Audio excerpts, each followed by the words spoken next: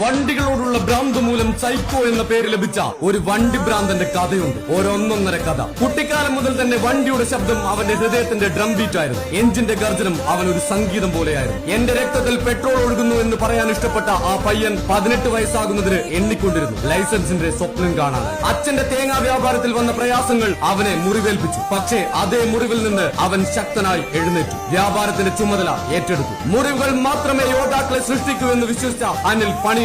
പൊരുതി സ്വപ്നങ്ങൾ യാഥാർത്ഥ്യമാക്കി. 4 വർഷം ബസ് ഡ്രൈവറായി ജോലി ചെയ്തു. ടൂറിസ്റ്റ് ബസ്സുകളുടെ ഓരോ ഗിയർ മാറ്റവും ഓരോ ടേൺ ടെക്നിക്കും അവൻ പഠിച്ചെടുത്തു. റോഡിന്റെ ഓരോ ചെറിയ കുത്തും അവന്റെ മനസ്സിൽ ഒരു മാപ്പായി പതിഞ്ഞു. ഓഫ് റോഡിങ്ങിലെ അവന്റെ ഭ്രാന്ത് സൈക്കോ എന്ന വിളിപ്പേര് അവന് സമ്മാനിച്ചു. ആ വിളിപ്പേരിനെ അവൻ ഒരു ബ്രാൻഡാക്കി മാറ്റാൻ തീരുമാനിച്ചു. സൈക്കോ അനിലിന്റെ ഹൃദയമിടിപ്പിന്റെ പേര്. ഒരു സാധാരണ ബസ്സല്ലാതെ ഒരു യാത്രികരെ ബസ്സിലേക്കല്ല സ്വപ്നത്തിലേക്ക് കയറ്റുന്ന ഒരു വാഹനം. വണ്ടികളെ പിന്നിലേക്കും സ്വപ്നങ്ങളെ മുന്നോട്ടേക്കും ചലിപ്പിക്കാൻ ചിന്തിച്ച അനിലിന്റെ അതിശയകരമായ യാത്രയുടെ പേരാണ് സൈക്കോ. ഇതൊരു കുട്ടിയുടെ കാഴ്ചയായാണ് തുടങ്ങിയത്. ഇന്ന് അതേ കാഴ്ചയാണ് അനേകം ആളുകൾക്ക് പ്രചോദനം. നമ്മുടെ നാട്ടിലെ റോഡുകളിൽ സൈക്കോ എന്നൊരു ബസ് കറങ്ങുന്നു. അതിന്റെ ഹോൺ മുഴങ്ങുന്നത് ചുരുക്കി പറഞ്ഞാൽ ഒരേ ഒരു സന്ദേശം പറയുന്നു: സ്വപ്നങ്ങൾ ഓടിക്കുതിക്കട്ടെ, ഇന്ധനം നീയാകണം. നമ്മ യാരെன்றது മുഖ്യമല്ല, നമ്മളാലെ എന്നെ മുടിയുന്നത് മുഖ്യം.